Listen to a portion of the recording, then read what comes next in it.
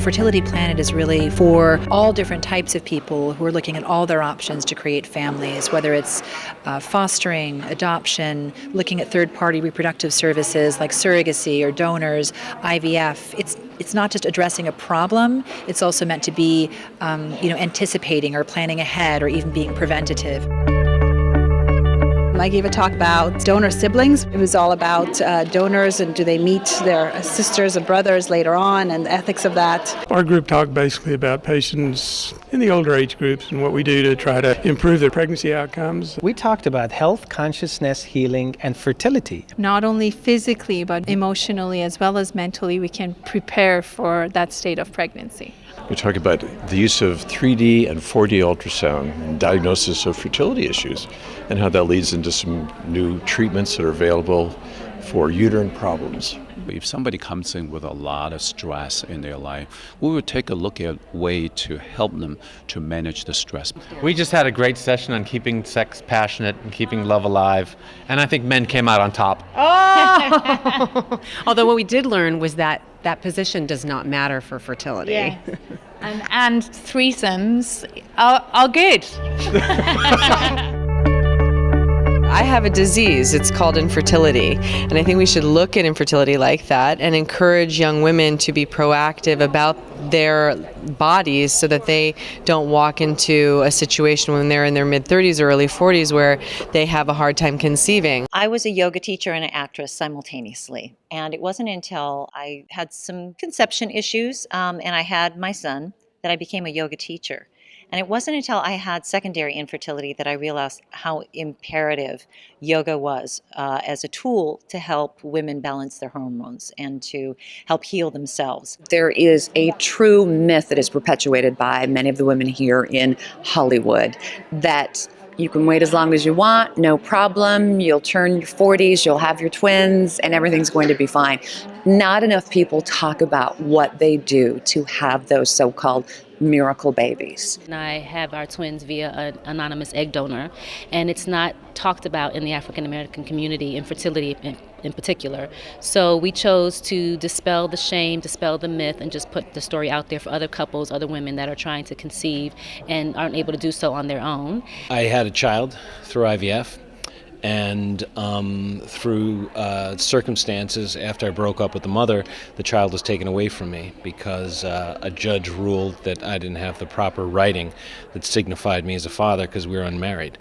We spoke about our experiences with foster adopt kids because that's how we both became parents. Rich got his kids out of foster adoption and I did the same, and we look forward to every opportunity to educate people about kids in the system because I think there's a lot of prejudice against these kids. I had my baby at, almost 40, so, it wasn't an easy road to have a child at that age, but you know what, I had one, and hopefully I'll have some more. We always just feel for anyone who wants to be a parent, and if us coming here today and speaking a little bit about how we adopted our daughter and about the process, if that inspires one person or however many, that's worth it to us. I mean, we just want to help and spread the word.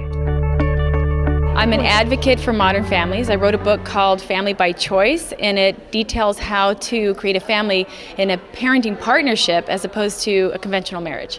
Today I moderated a panel called Single Dads by Choice, which I thought was amazing because it targets a specific demo. We were having a conversation with Marianne Williamson about family equality, which is the idea that all families in our society should be loved, respected, and celebrated.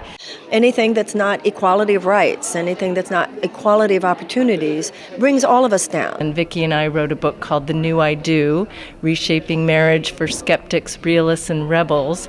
And we are total endorsers of creating the family that works for each individual. And I also just wrote a book that includes our adoption journey called The Longest Date, Life as a Wife, which is a comic memoir about marriage, but also our baby quest. So it seemed like a good combination of a way for us to speak together about what we'd been through and help other people who were where we were. Conceivable is the first technology-enabled platform that assesses the underlying causes of infertility in order to help couples achieve the goal of conceiving and delivering a happy, healthy baby. I'm the founder and CEO of My Damily. which is a site for aspiring parents who are ready to have children who don't have partners, and we help them find someone for a parenting partnership, or also people looking for known donors.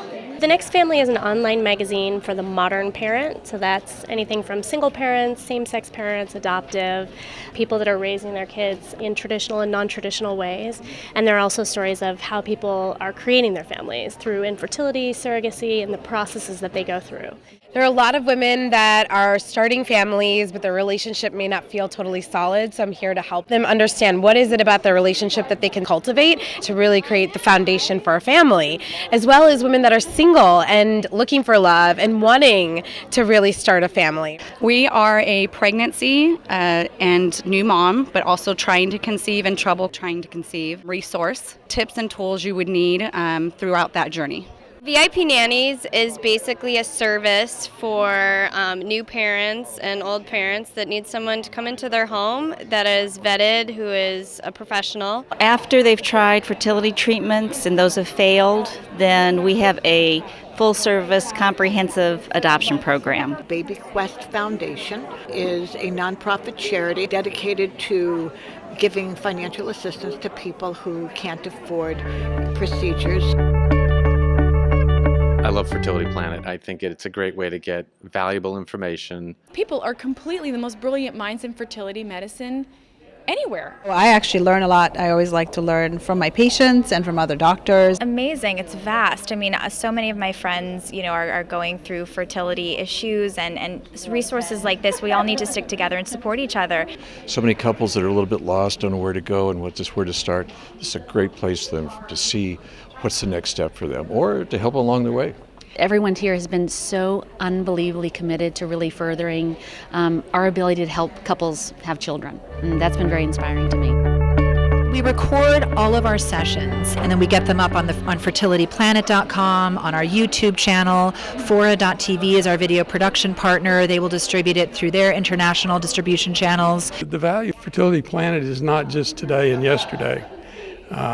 The fact that this is all streaming and is available for months after this, I talked to a lot of patients from last year's symposium that actually weren't here, but got everything online and got everything through the video mechanism.